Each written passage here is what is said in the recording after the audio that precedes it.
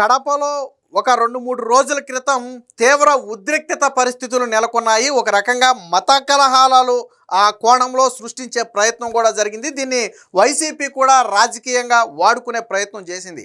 అయితే దీన్ని చంద్రబాబు గారు సీరియస్గా తీసుకున్నారు. సంబంధిత అధికారులకు ఆదేశాలు ఇవ్వడంతో పాటు అసలు దీని వెనకున్న ఏంటో కుట్ర కోణాన్ని ఛేదించాలి అని చెబితే పోలీసులు రంగంలో దిగి సీసీటీవీ ఫుటేజ్ ఆధారంగా కొంతమందిని గుర్తించిన తర్వాత తెలిసింది ఏంటి అంటే దీని వెనక వైసీపీ కుట్ర ఉంది. రాబోయే పంచాయతీ ఎన్నికల్లో లబ్ధి పొందాలి, అలాగే ప్రభుత్వం మీద కొంత బురద జల్లి రాష్ట్రంలో శాంతి భద్రతలు అదుపులో లేవు అనే ఒక ముద్ర వేయటం కోసం జాతీయ స్థాయిలో దీన్ని వైరల్ చేయాలనే ఉద్దేశంతో వైసీపీ పన్నిన కుట్ర అని అర్థమవుతుంది. ముఖ్యంగా వైసీపీ మాజీ ఉప ముఖ్యమంత్రిగా చేసినటువంటి ఆంజాద్ బాషా మనుషులే ఈ మొత్తం వ్యవహారాన్ని దగ్గరుండి నడిపించినట్టుగా గుర్తించారు.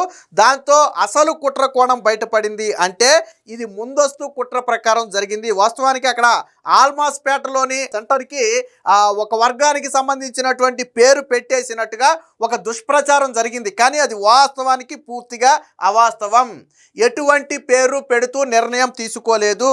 సో సాధ్యాసాధ్యాలను పరిశీలించాలని చెప్పి ప్రభుత్వానికి ఒక నోటు పంపారు తప్ప ప్రభుత్వం ఎటువంటి నిర్ణయం తీసుకోలేదు. కానీ ఇదే అదునుగా చూసుకుని ఆ పేరు మార్చేశారు అని చెప్పడంతో పాటు కొంతమంది ముస్లిం యువకులను, ముఖ్యంగా వైసీపీకి అనుకూలంగా పనిచేసిన వాళ్ళు, అలాగే మాజీ ఉప ముఖ్యమంత్రి ఆంజాద్ బాషాకు చెందినటువంటి కొంతమంది వ్యక్తులు యువకులను పోగేసి వాళ్ళతో రెచ్చగొట్టే ప్రసంగాలు చేయించడం ద్వారా అక్కడ విద్వేషాలు రెచ్చగొట్టే ప్రయత్నం చేశారు. అలాగే ఒక వాయిస్ కాల్ ఏదైతే ఒక అధికారితో మాట్లాడినటువంటి ఒక వ్యక్తి మాట్లాడిన వాయిస్ కాల్ ఉందో దాన్ని మార్పు చేసి మాట్లాడింది ఒకటి, కానీ బయటకు మార్పు చేసి విడుదల చేసింది ఒకటి. సో విడుదల చేయడంతో ఈ ఉద్రిక్తతలు మరింత రెచ్చిపోయాయి. వాస్తవానికి ఆ వ్యక్తి మీద కేసు నమోదు చేస్తే ఆ మార్పు చేసి వాయిస్ను విడుదల చేసినటువంటి వ్యక్తి దుబాయ్ పారిపోయాడు. ప్రస్తుతానికి ఇక్కడ లేడు. కేసు నమోదు అయిన వెంటనే దుబాయ్ అయితే పారిపోయాడు. సో పోలీసులు కూడా వేట ప్రారంభించారు, తీసుకురావడానికి ప్రయత్నం కూడా చేస్తున్నారు. అంటే ఇది క్లియర్ కట్టుగా వైసీపీ రాజకీయంలో ఒక కుట్ర భాగంగా ఉంది. రాబోయే ఎన్నికల్లో టార్గెట్గా వచ్చే ఎన్నికల్లో వైసీపీ అంటే వాస్తవానికి కడపలో జగన్మోహన్ రెడ్డి ఇజ్జత్ పోయింది మొన్న. ఎప్పుడైతే కడపను దాదాపుగా జగన్మోహన్ రెడ్డి పూర్తిగా అన్ని స్థానాలు కోల్పోయే పరిస్థితికి వచ్చాడో, గత 25-30 ఏళ్లుగా కంచుకోటగా ఉన్నటువంటి కడప కోటకు మొన్న బీటలు వారటంతో మళ్ళీ కడపను తన ఆధీనంలో తెచ్చుకోవాలనే ఆలోచనలో ఉన్నాడో ఏమో తెలియదు. కానీ అది పంచాయతీ ఎన్నికలో ఒక ఉదాహరణగా మారబోతుంది అనుకున్నాడో ఏమో తెలియదు. కానీ ఇప్పుడు ఈ విషయాన్ని తెర మీదకు తీసుకువచ్చి దాన్ని రాజకీయం చేసే ప్రయత్నం అయితే చేశాడు. 100కు 100% ఈ కుట్ర వెనక వైసీపీ హస్తం ఉంది. చాలామంది వైసీపీ నాయకుల మీద ఇప్పుడు కేసులు కూడా నమోదయ్యాయి. అందరి మీద విచారణ చేస్తున్నారు. ఇంకా సీసీటీవీ ఫుటేజ్ల పరిశీలన కూడా జరుగుతుంది. ప్రధానమైనటువంటి కీలకమైనటువంటి వ్యక్తులందరూ కూడా ఆంజాద్ బాషా మనుషులేనని చెప్పి పోలీసులు తేల్చారు. కడప కలెక్టర్ కూడా మనం చెప్పారు ఈ ఉద్రిక్తతల వెనక కుట్ర కోణం ఉందని చెప్పి తేల్చారు అని చెప్పి స్వయంగా కడప కలెక్టర్ కూడా దీని మీద ఒక వివరణ అయితే ఇవ్వడం జరిగింది.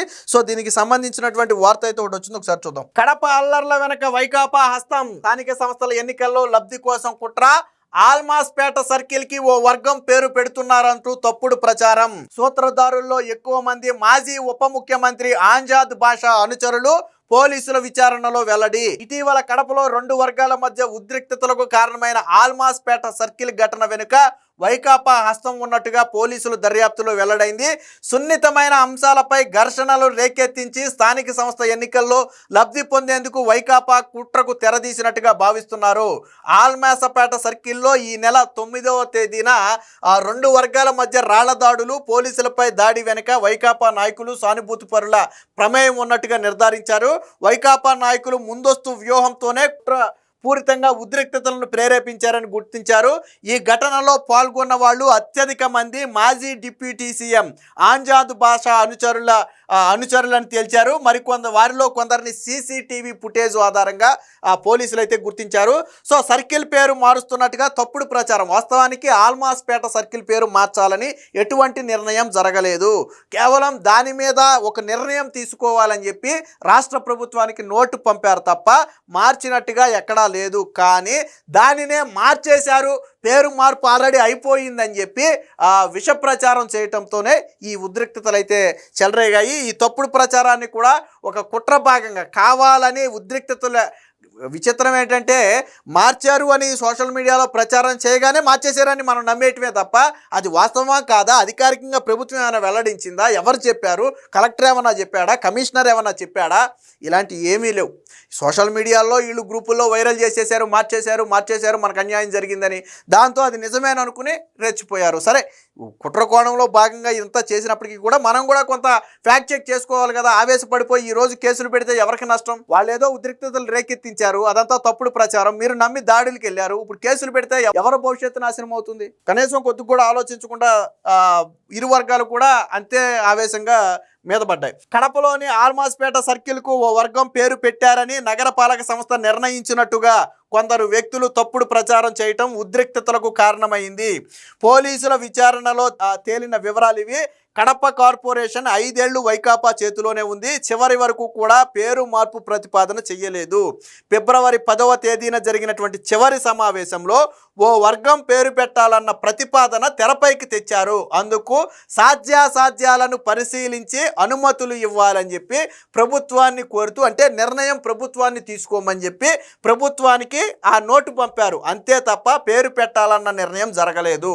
కానీ పేరు మార్చాలని తీర్మానం చేసినట్లుగా ఇటీవల కొందరు సామాజిక మాధ్యమాల్లో తప్పుడు ప్రచారం చేశారు. మహమ్మద్ ఆలీ అనే ఒక వ్యక్తి ఇన్ఛార్జ్ కమిషనర్ గా ఉన్నటువంటి అంటే అక్కడ కడప ఇన్ఛార్జ్ కమిషనర్ గా ఉన్నటువంటి రాకేష్ చంద్రతో ఫోన్లో మాట్లాడుతూ ఆ పేరు పెట్టకపోతే తామే పెట్టేస్తామని వాదనకు దిగారు.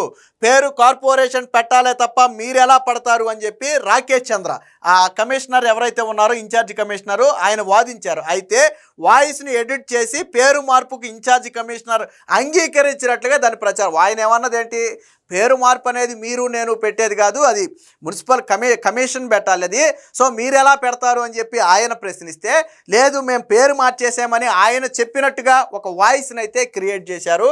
సో దీంతో కేసు నమోదు చేస్తే ఆ వ్యక్తి ఆలీ ప్రస్తుతానికి దుబాయ్ అయితే పారిపోయాడు. అంటే ప్రతిదీ ఫేకే, వీళ్ళు చేసిన ప్రతిదీ ఫేకే.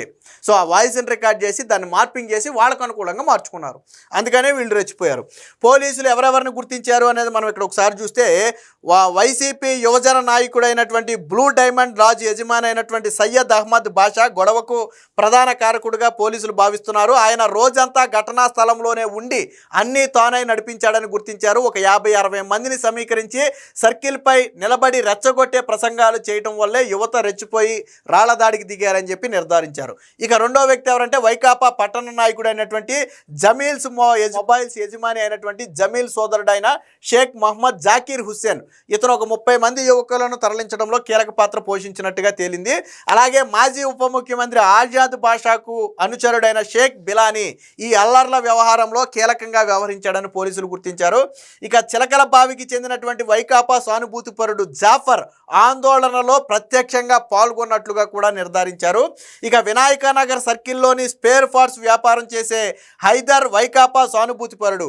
ఇతని సోదరుడితో కలిసి గొడవలో చురుగ్గా పాల్గొన్నట్లుగా సీసీటీవీ ఫుటేజ్ ద్వారా గుర్తించారు. ఆమ్జాద్ బాషా ప్రధాన అనుచరుడైనటువంటి షేక్ మహమ్మద్ సోహెల్ పఠాన్ను యువతను సమీకరించి గొడవను పెంచేందుకు అంటే మొత్తం అందరూ కూడా వైసీపీ నాయకులు సానుభూతి పరులే. విచిత్రం ఏంటంటే వీళ్ళందరూ ఏదో ఒక వ్యాపారం చేసుకునేవాళ్ళు, మొబైల్స్, స్పేర్ పార్ట్స్, లేకపోతే ఇంకోటో ఆ లాడ్జ్లో నడుపుకొని వ్యాపారాలు చేసుకునేవాళ్ళు. సో అయితే వాస్తవానికి కడపలో వైసీపీకి గతం నుంచి ఉన్నటువంటి కొంచుకోట కాబట్టి ఆ స్థాయి అభిమానం ఉన్నమాట వాస్తవం. అందులోనూ ఆంజాద్ భాష అనుచరులుగా ఉండొచ్చు.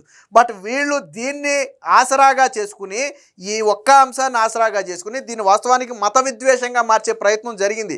ఆ రోజు చంద్రబాబు గారు చాకచక్యంగా, కూటమి ప్రభుత్వం చాకచక్యంగా, పోలీసులు అత్యంత సమర్థవంతంగా వ్యవహరించారు కాబట్టి 2 రోజుల్లో దీన్ని అనసగలిగారు. కానీ వాస్తవానికి ప్రభుత్వంగానే ఆ రోజు సమర్థవంతంగా పనిచేసి ఉండకపోతే ఈరోజు ఈ అల్లర్లు దేశవ్యాప్తంగా ఒక సంచలనాన్ని రేకెత్తించేవి. అంటే ఒక క్లియర్ కుట్ర కోణం, ఒక వర్గాన్ని రెచ్చగొట్టి ఎన్నికల్లో లబ్ధి పొందాలి, ముఖ్యంగా ఆ జరగని పనిని చేయని పనిని చేసినట్టుగా ప్రచారం చేసి లబ్ధి పొందాలి, అన్నిటికీ మించి శాంతి భద్రతలకు విఘాతం కలిగించి కూటమి మీద, చంద్రబాబు గారి మీద బురద జల్లాలి. ఇది వీళ్ళ యొక్క ప్రధాన ఉద్దేశం. ఏది ఏమైనా పోలీసులు అయితే దీన్ని సీరియస్గా తీసుకున్నారు, చంద్రబాబు గారు కూడా దీన్ని సీరియస్గా తీసుకున్నారు. ఈ కుట్ర కోణకు కారణమైనటువంటి ఏ ఒక్క వ్యక్తిని కూడా ఎంతటి వ్యక్తి అయినా సరే వదిలిపెట్టొద్దని ఇప్పటికే చంద్రబాబు గారు ఆదేశాలు కూడా జారీ చేయడం జరిగింది. పోలీసులు కూడా సీసీటీవీ ద్వారా ఈ ఎవరైతే యాక్టివ్గా ఇందులో పాల్గొన్నారనేది గుర్తిస్తున్నారు. ముఖ్యంగా వారందరి మీద కూడా కేసు నమోదుకి కూడా సిద్ధమయ్యారు. అలాగే ఈ వాయిస్ మార్పు చేసినటువంటి ఆలీ అనే వ్యక్తి ప్రస్తుతానికి దుబాయ్ పారిపోయాడు. ఆ వ్యక్తి మీద కూడా కేసుకి నమోదు చేసి ఇన్వెస్టిగేట్ చేస్తున్నారు. సో దీని వెనక ఇంకా ఎవరు ఉన్నారు అనే కుట్ర కోణం వెనక అంటే పొలిటికల్గా ఇంకా ఎవరైనా పెద్దల ఇన్వాల్వ్మెంట్ ఉందా, దీని అసలు ఈ వార్తలన్నీ కూడా ఎక్కడ సృష్టించారు, దీనికి సృష్టికర్త ఎవరు, అసలు దీనికి పురుడు పోల్చింది ఎవరు, ఈ ఆలోచన ఎవరిది, ఈ కోణంలో కూడా పోలీసులు అయితే విచారణ చేస్తున్నారు. మొత్తంగా కడపలో జరిగినటువంటి ఈ ఆల్మాస్పేట అల్లర్ల వెనక 100% వైసీపీ ఉంది అనేది ఇప్పుడు పోలీసులు చెప్తున్నటువంటి మాట.